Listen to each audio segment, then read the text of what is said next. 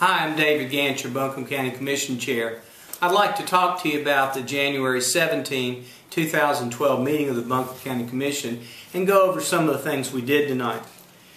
We approved applications to the Regional Housing Consortium for funds.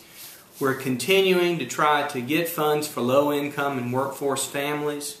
It does cost the county some money, but we get much more back in return. They use the county money, the match from the county, to leverage multiples of what we put in.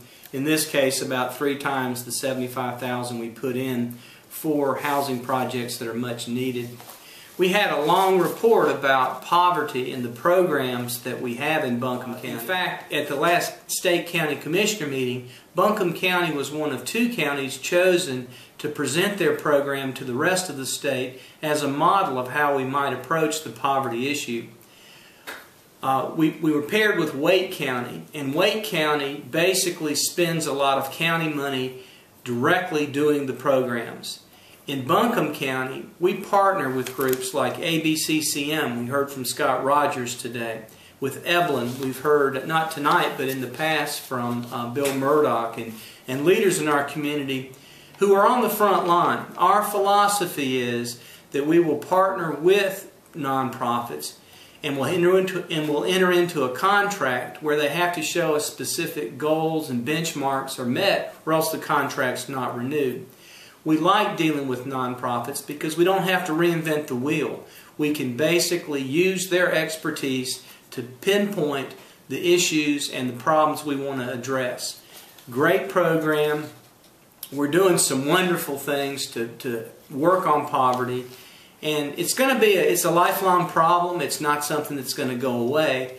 But I'm proud of what Buncombe County is doing. Tim Rhodes gave us a great report that I'd commend you to watch, because I know that everyone is concerned about the gap between the richest Americans and everybody else.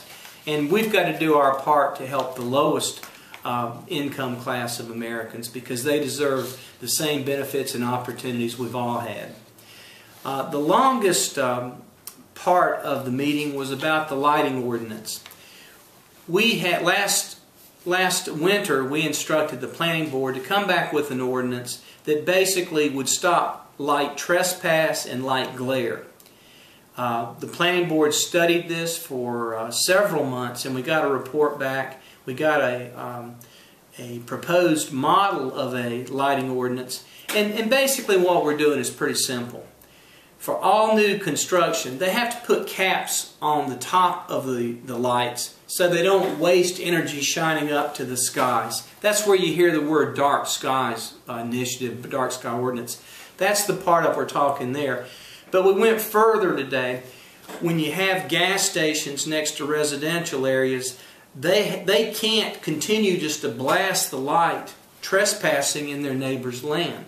We heard from several people tonight that said when this new apartment complex, when the new gas station went in, all of a sudden they have light flooding in their bedroom window and they can't sleep.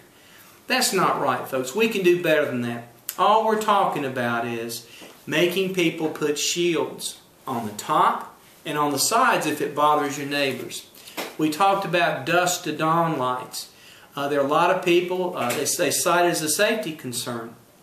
But what we're telling people, keep the lights, but just put shields on it so you don't blind your neighbor all day long, all night long in particular. A lot of it's common sense stuff. I think it's something we should have done a long time ago, but we're doing it now. I think it'll be a great addition, not only to see the stars at night, but also to give people an opportunity to enjoy their yard without having this light trespass or light glare. We heard reports from the sheriff that they were in favor of stopping the glare because that would affect their ability to do law enforcement and take care of our citizens. We also we strengthened the ordinance that the planning board gave us because there was a loophole where people could, anytime they took a non-conforming light down, they could put the same light up in 6 months. Well, that defeats the whole purpose of the ordinance.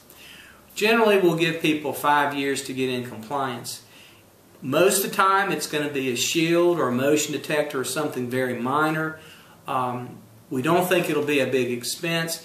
Most of the other cities in Buncombe County already have an ordinance like this, so I don't think it will be too big a deal for anybody.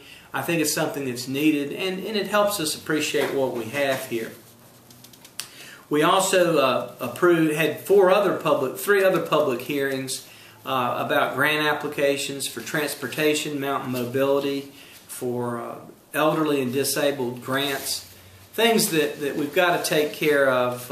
We've got to make sure that we give everybody an opportunity to thrive, whether they're students going to school, whether they're working people trying to buy a house or make a good living, good jobs, or whether you're retired and you just want to enjoy the place you're at and have good care to take care of you. It was a long meeting, but it was a good meeting. I think this light ordinance will make a real difference.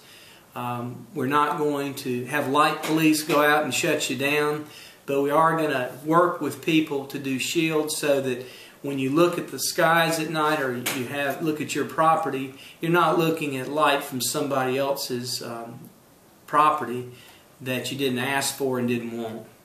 So I think it's a good improvement for our county and our community, and it's my pleasure to be your chairman. I'm David Gant, Buncombe County Commission Chair, and thanks for listening.